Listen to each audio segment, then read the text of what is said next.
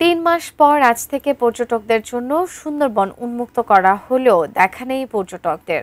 Mongla picnic spot থেকে আরও জানাতে যুক্ত হচ্ছেন প্রতিনিধি নিজাম উদ্দিন।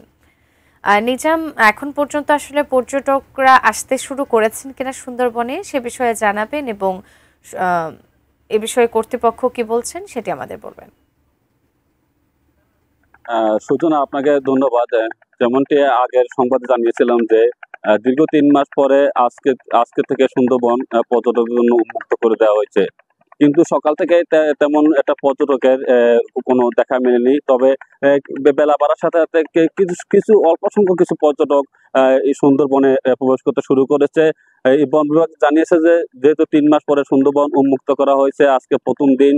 প্রথম দিনের কারণে হয়তো অনেকে জানেন না যে সুন্দরবন উন্মুক্ত করা হয়েছে, সে কারণে হয়তো আবার পর্যটকের সংখ্যা কম।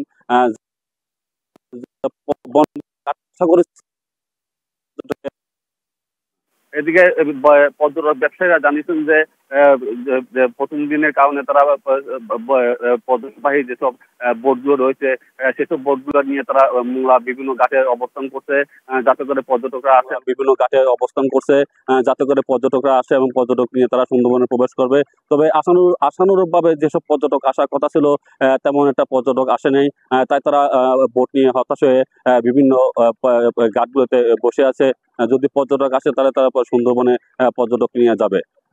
এখনো পর্যন্ত খুব কম সংখ্যক বন বিভাগ আশা করছে হয়তো কয়েকদিন গেলে সুন্দরবনে আবারও পর্যটকের আনাগোনা বেড়ে যাবে।